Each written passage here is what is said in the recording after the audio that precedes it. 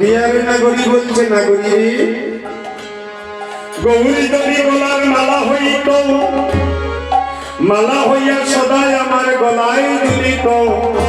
আরেকজন নাগরী বলছে খুলে বল গৌরী যদি হইত পাখি গহনা গৌরী যদি হইত পাখি হরে গৌরী যদি হইত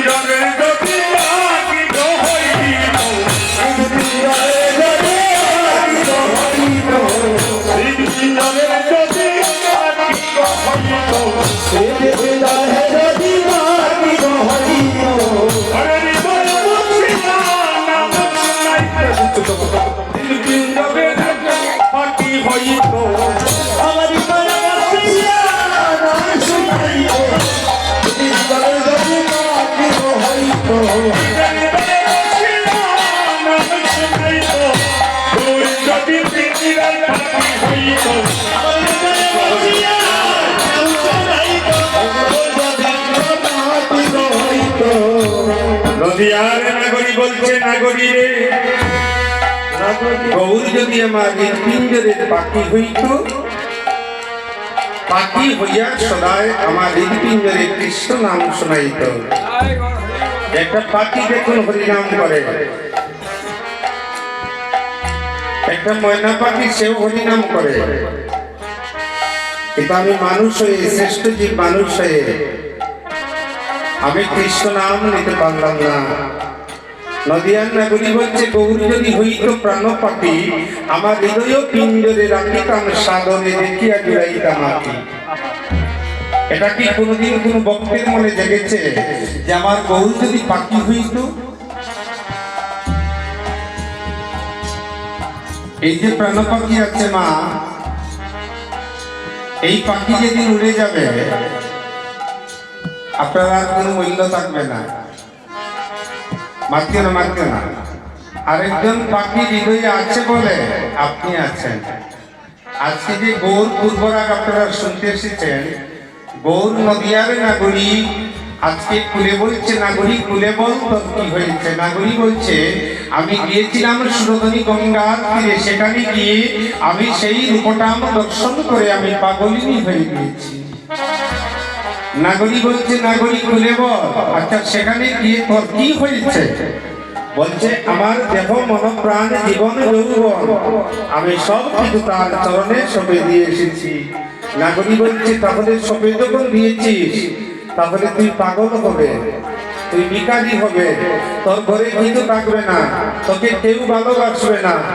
নাগরী বলছে কেউ যদি ভালো না বাসে আমার কোনো দুঃখ নেই, আমি যাকে ভালোবাসার মানুষকে যদি ভালোবাসি তাহলে জগতে আর ভালোবাসার কোনো প্রয়োজন না। একবার চেয়ে দেখুন, জীবনের বেলা তো শেষ হয়ে গেল, বেলার শেষে নদিয়ার নাগরী গিয়েছে, আর আমরা বেলা থাকতে কেন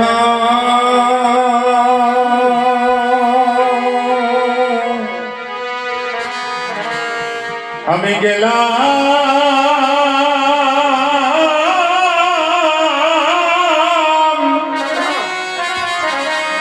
আমি গেলাম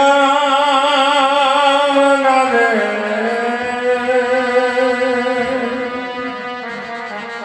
আমি গেলাম আমি সময় থাকতে কেন আহা হা আমি গেলাম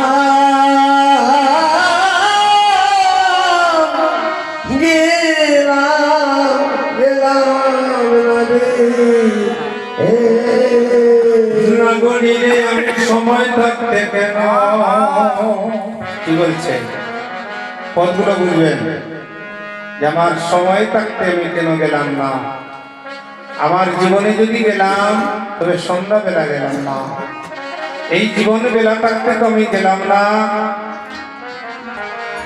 আমি যদি বা গেলাম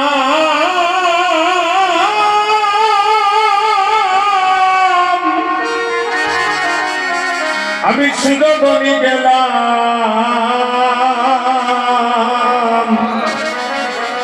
আমি বেলা থাকতে কেন আপনারাও যখন যাবেন মা বেলা তো শেষ হয়ে গিয়েছে আস্তে আস্তে বেলাটা শেষ হয়ে গিয়েছে এখন দেখুন তো একবার একটা আয়না হাতে নিয়ে যে আপনার জীবনে 5 বছরের বদলটা যাচ্ছে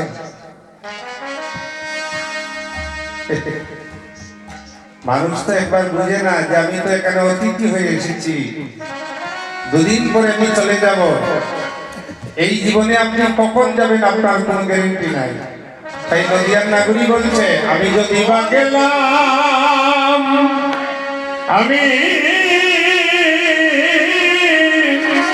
আমি কেন বা গেলাম আমি সময় থাকতে কেন গেলাম না রে আমি যদি ভাগে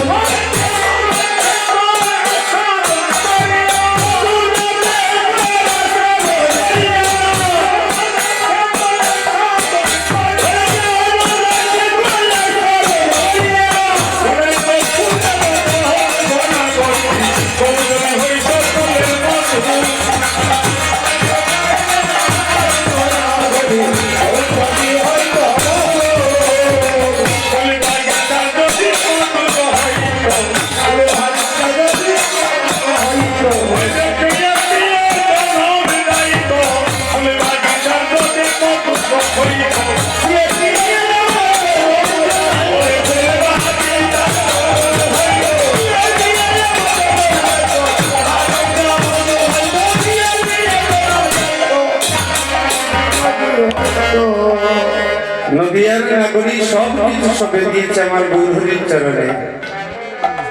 নাগরী বলছে স্থির হয়ে বল। আমি দণ্ডে দণ্ডে দিলে দিলে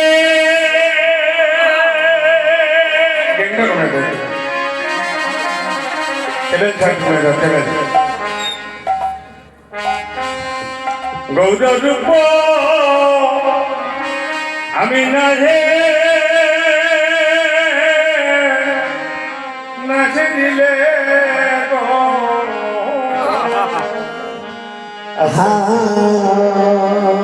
তাহলে একটু স্লো করে দোকান রাত্রি হয়েছে তো একটু সব প্রসেস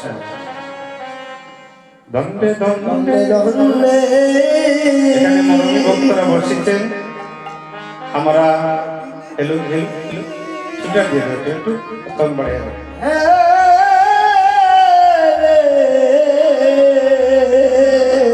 গৌর রূপ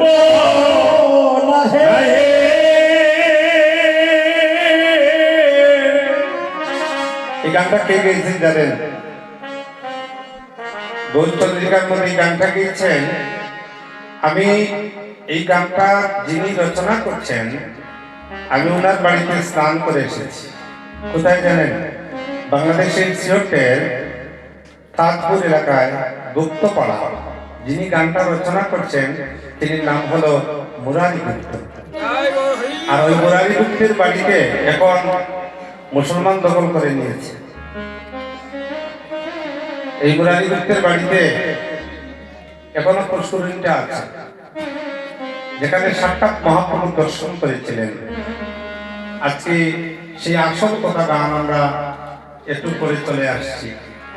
গৌরচন্দ্রিকার ছেড়ে যখন আমরা বৃন্দাবনে যাব, দেখবেন বৃন্দাবনের মহাজনের এই যে বৈষ্ণব পদাবলী কীর্তন কখন সৃষ্টি হয়েছে জানেন?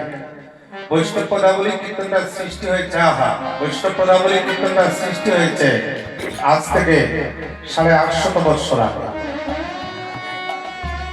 এখন সবাই কীর্তন করে, আমি খুশি, কিন্তু আমি এখন যার কাছে আমার প্রথম কীর্তন জীবনের শিক্ষা নিয়েছিলাম, আজকাল তো কীর্তন শিখে কেউ গুরুকে মর্যাদা দেয় না। হ্যাঁ, আমি যার কাছ থেকে প্রথম কীর্তন শিক্ষা নিয়েছিলাম তিনি আমার পাশের বাড়ি ছিলেন, রিক্সা চালাইতেন, খুব গরিব মানুষ। ওনার নাম ছিল বীরেন্দ্র মালাকা। রিক্সা চালাইতেন। আমি তখন ক্লাস 1-এ পড়ি। ওনার রিক্সায় উঠে আমি বলতাম, কাকু একটা গান গাও। তখন তিনি যে আমাকে গানটা প্রথম রিক্সার বেল বাজিয়ে শিখিয়ে দিয়েছিলেন, এই গানটা হয়েছিল ক্ষুদিরামের গান, একবার বিদায় দে মা ঘুরে আসি। তখন আমি 2-তে পড়ি, আজ আমার মনে আছে। হ্যাঁ, আজ থেকে প্রায় 1-2 বছর আগে আমি গিয়েছিলাম বাংলাদেশে।